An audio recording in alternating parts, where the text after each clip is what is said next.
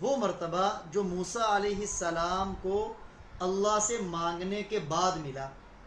رب اشرح لی صدری، موسیٰ علیہ السلام نے اللہ سے دعا کی تھی کہ اے اللہ میرے سینے کو کھول دے. وہ مرتبہ اللہ جل جلالہ نے نبی اکرم صلی اللہ علیہ وآلہ وسلم کو بن مانگے عطا کیا. شرح صدر یعنی سینے کا کھلنا ایک ہے ظاہری اور ایک ہے باطنی. دوسرے لفظوں میں ایک ہے حسی جو نظر آئے اور ایک ہے معنوی جو نظر نہ آئے. آپ کا شرح صدر باطنی اور معنوی کیا ہے؟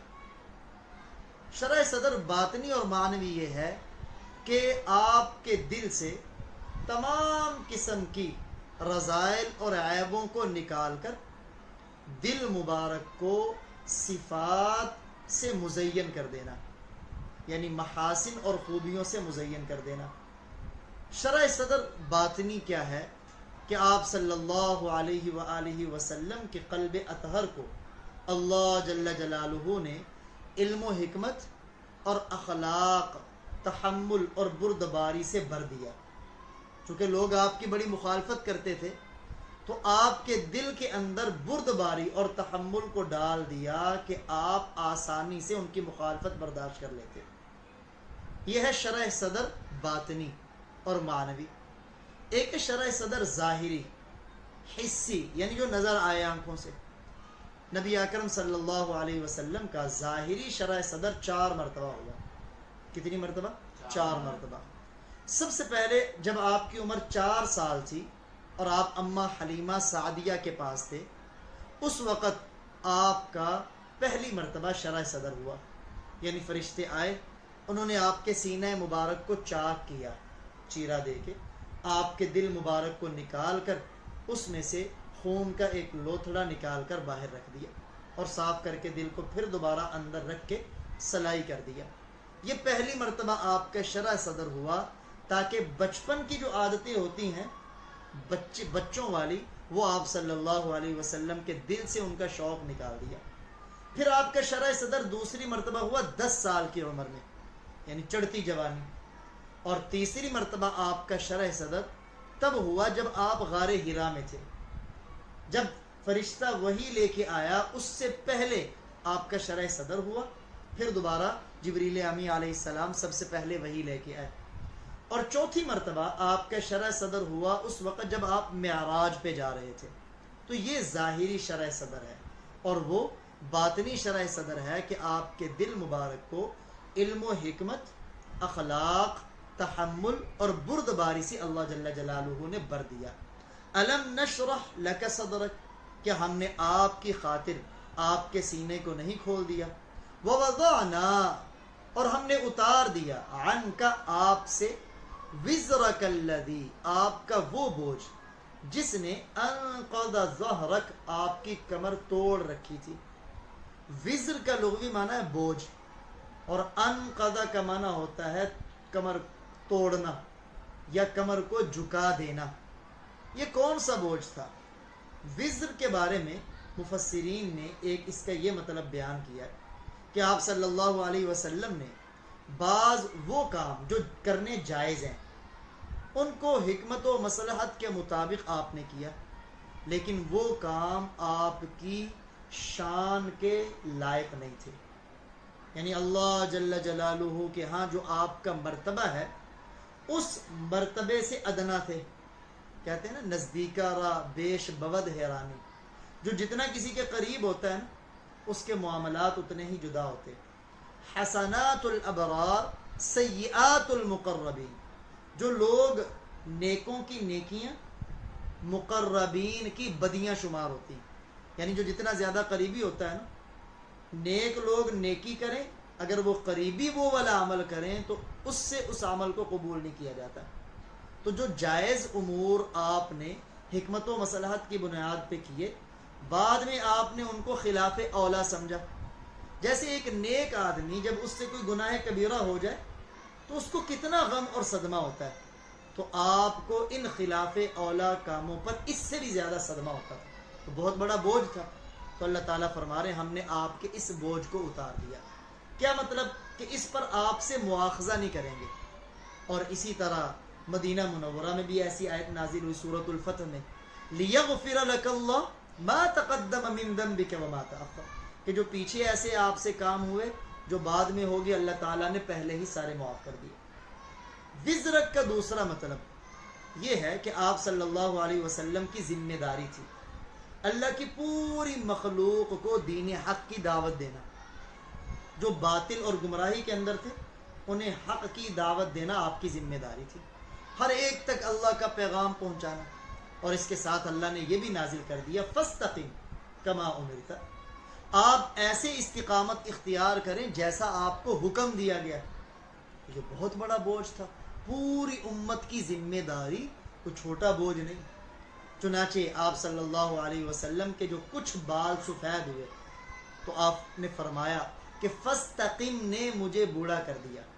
یہ جو اللہ نے فرمایا کہ جیسے آپ کو حکم دیا گیا ہے ویسے ڈٹے رہیں اور کسی طرف جھکے نہ. آپ نے فرمایا اس بات نے مجھے بوڑھا کر دیا، اتنا بڑا بوجھ تھا تو اس بوجھ کو آپ پر ہلکا کر دیا. آپ کے لیے پوری امت کی ذمہ داری اٹھانا اللہ جل جلالہ نے آسان کر دی. یہ ہے بوجھ. ایک مطلب علماء نے یہ بھی بیان فرمایا کہ وزر سے مراد ہے شریعت کے احکامات کا بوجھ. دیکھیں نا، شریعت کے احکامات کو جیسے حکم ملا ہے جو کا تو پورا ادا کرنا بہت بڑا بوجھ ہے. تو آپ صلی اللہ علیہ وسلم کے لیے اس کو آسان کر دیا. کیسے؟ کہ جو شریعت کے احکامات ہیں نا وہ آپ کی طبیعت بنا دی. اس لیے آپ کا وہ فرمان قرۃ عینی فی الصلاۃ، میری آنکھوں کی ٹھنڈک نماز میں ہے. یعنی جو چیزیں شریعت کے احکامات تھیں وہ چیزیں آپ کو پسندیدہ ہو گئی. یہ ہے بوجھ کا اتارنا. وَوَضَعْنَا عَنْكَ وِزْرَكَ الَّذِي أَنْقَضَ ظَهْرَكَ وَرَفَعْنَا لَكَ ذِكْرَكَ، اور ہم نے آپ کی خاطر آپ کے ذکر کو بلند کر دیا. اب آپ کے ذکر کو بلند کیسے کیا؟ آپ صلی اللہ علیہ وآلہ وسلم نے جبریل امی سے پوچھا کہ میرے ذکر کو کیسے بلند کیا؟ تو فرمایا، اللہ فرماتے ہیں اذا ذکرت ذکرت، جب جب میرا ذکر ہوگا تب تب آپ کا ذکر ہوگا. جہاں میرے تذکرے ہوں گے وہاں آپ کے تذکرے ہوں گے. چنانچہ دیکھیں، اگر اذان میں اللہ کا ذکر ہے تو اذان میں نبی اکرم صلی اللہ علیہ وسلم کا ذکر ہے. اگر اقامت میں اللہ کا ذکر ہے اقامت میں آپ صلی اللہ علیہ وسلم کا ذکر ہے. جو خطبہ پڑھا جاتا ہے خطبے میں اللہ کا ذکر ہے، خطبے میں آپ صلی اللہ علیہ وسلم کا ذکر ہے. تشہد جو نماز کے اندر پڑھی جاتی ہے اس میں اللہ کا ذکر ہے اور اس میں آپ صلی اللہ علیہ وسلم کا. الغرض جہاں جہاں اللہ کا ذکر ہوگا وہاں وہاں آپ صلی اللہ علیہ وسلم کا بھی ذکر. یہ ہے وَرَفَعْنَا لَكَ ذِكْرَكَ. اور ایک مطلب اس کا یہ بھی بیان کیا گیا کہ ہم نے آپ کی خاطر آپ کے ذکر کو بلند کر دیا. کیا مطلب؟ کہ آپ کو مقام محمود عطا کیا. دیکھیں میدان محشر میں جب ساری امت انبیاء کے پاس جائیں گی نا تو ہر نبی کی زبان پہ ہوگا نفسی نفسی، کہ مجھے اپنی فکر ہے، اذهبوا الی غیری، کسی اور کے پاس جاؤ. جب وہ سارے مل کر آپ صلی اللہ علیہ وسلم کے پاس آئیں گے نا تو آپ اس وقت فرمائیں گے انا لہا، ہاں یہ مقام اور مرتبہ میرا ہے. اسے کہتے ہیں مقام محمود، کہ آپ ساری مخلوق کی اللہ کی بارگاہ میں شفاعت کریں گے، سفارش کریں گے، شفاعت کبریٰ. تو یہ وَرَفَعْنَا لَكَ ذِكْرَكَ، اور ہم نے آپ کی خاطر آپ کے ذکر کو بلند کر دیا، یعنی آپ کو مقام محمود عطا کیا. فَإِنَّ مَعَ الْعُسْرِ يُسْرًا، پس بے شک تنگی کے ساتھ آسانی ہے.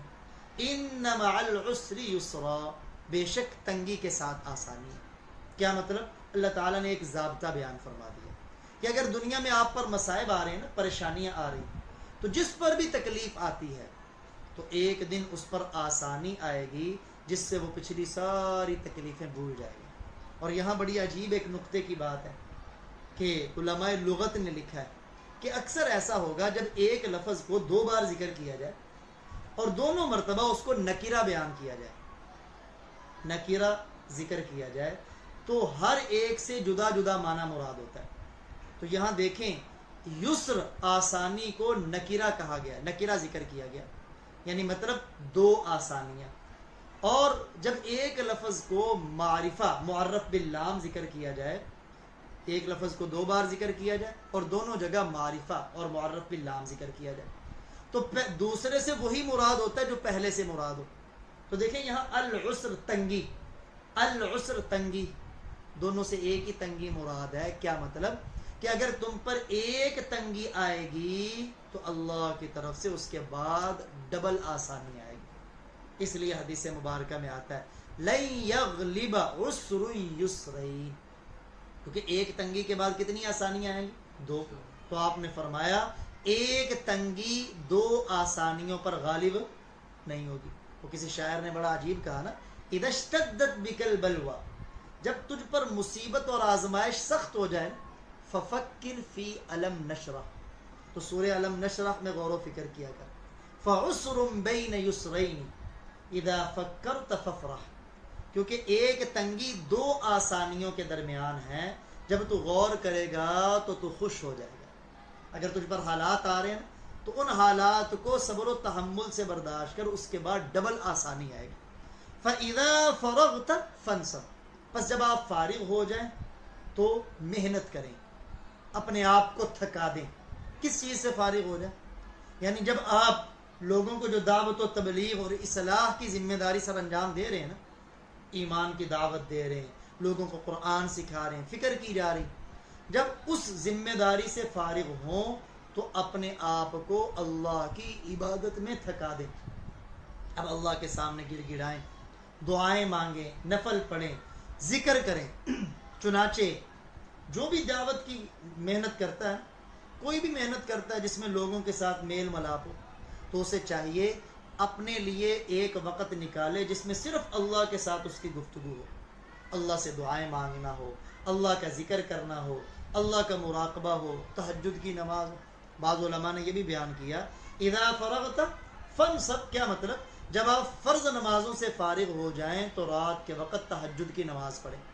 وَإِلَىٰ رَبِّكَ فَارْغَب، اور اپنے رب سے لو لگائیں، اپنے رب سے دل لگائیں. اللہ تعالی ہمیں بھی یہ سعادت نصیب فرمائے. تمام وہ دوست جو اس چینل پر نئے ہیں اور انہوں نے ابھی تک ہمارے چینل کو سبسکرائب نہیں کیا، ان سے گزارش ہے کہ ہمارے چینل کو سبسکرائب کر لیجئے اور اس کے ساتھ نظر آنے والے بیل کے آئیکن پہ کلک کرنا مت بھولیں. اس سے یہ ہوگا کہ جب بھی ہم کوئی نئی ویڈیو اپلوڈ کریں گے آپ کو اس کا نوٹیفیکیشن ملے گا اور آپ اس سے بھرپور فائدہ حاصل کریں گے.